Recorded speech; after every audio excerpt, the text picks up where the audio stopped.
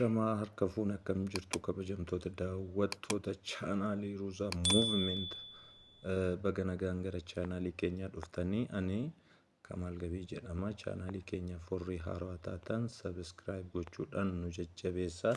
Barumsi har'a qabadhee isiniif dhiyaadhe akkamitti suuraa tokko gara baakgiraawundii irraa kaasuudhaan waan tambineelii garagaraatiif yookiin immoo wantoota barreeffama tokko tokko irratti itti fayyadamuu akkamitti akka dandeenyu isinitti agarsiisuudhaaf yookiin isinitti himuudhaaf amma beeku tokko irraa gara keessan dhufe. Innaa warroonni chaanaalii keenya kiyyaaf haaraa taatan na jajjabeessuudhaan laayik, sheer, sabiskiraayib naa gochuu hin dagatinaa. Sabiskiraayibin isinnaaf gootan, laayikiin isinnaaf gootan na jajjabeessaa, hamilee naaf ta'a. Kanaaf har'a akkamitti suuraa tokko baakgiraawundii isaa riimuuf gochuu qabna yookiin riimuuf gochuu dandeenya kan jedhu qabadhee dhufe. Isa ittaanu immoo aappiin nuti itti fayyadamneetiin baakgiraawundii isaa riimuuf itti gochuu dandeenyu isa kamii ka jedhu isinitti agarsiisa. Na hordofaa isiniin jecha.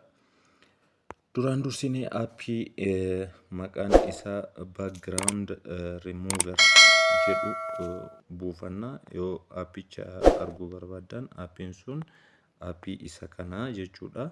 Aappii kana duraan dursa deemnee Google Play irraa buufanna. Google Play irraa akkuma buufanneen suuraa barbaannu san bananneetiin yookiin ammoo itti galchine eessa birattu yookiin maal fayyadamna ka jedhu iddoo kana create ka jettu kana gadi tuquudhaan gara keessaa seennaa jechuudha. Erga keessa seennee booda suuraa nuti baakgiraawundii isaa riimuuf gochuuf taanu san yookiin barbaannu san filatannaa jechuudha. Erga filannee booda suuricha battalumatti baakgiraawundii isaa riimuuf nu gochuudhaan gara barbaannu tambineelii irrattis ta'ee wanta nuti barbaannu irratti akka fayyadamnu nu taasisa. Duraan dursa ilaalaa suurichi kana fakkaata. Waa hedduutu duraa duuba isaa jira yookiin ammoo mul'ata jechuudha. Akkuma argaa jirtan kana amma suuraa kana akkamitti baakgiraawundii isaa riimuuf goona yookiin ammoo akkamitti itti gargaaramuu dandeenya ka jedhu akkuma suuricha tuttanii itti galchitaniin ofii isaatiiyyuu isinii fidaa jechuudha. Ofii isaatii ka isinii fide kun akkanatti ilaaluu ni dandeettanii. Suuraan kana fakkaata.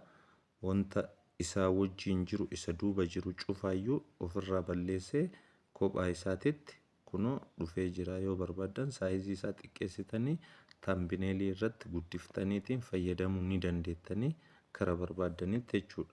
Anammaaf isa suuraan ani itti fayyadamuu barbaade suuraan biraa waan ta'eef isa san isinitti agarsiisaa jechuudha. Kabajamtoota daawwattoota keenya egaa akkuma argaa jirtan kana suurichi akkanatti dhufee kunoo itti seenee jechuudha. Amma baakgiraawundii isaa irraa balleessinee jirra. Seef goona qajeelumatti kunoo innuu isin ajajaa. Seef yoo gootan fideetiin gaalaarii keessan keessa isinii galchaa jechuudha.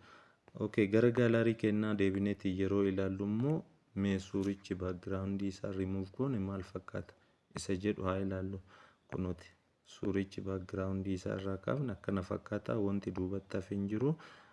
Tambineelii kamiin irrattuyyuu gargaaramuu ni dandeenya. Kanaafuyyuu akkana gooneetiin suuricha erga baakgiraawundii isaa riimuuf goone booddee gara gaalaarii keenyaatti seef goona. Egaa kabajamtoota daawwattoota keenyaa suuricha akkamitti baakgiraawundii irraa akka kaafnuu fi maal fayyadamnee aappii kamiin fayyadamnee akka kaafnu isinitti agarsiise.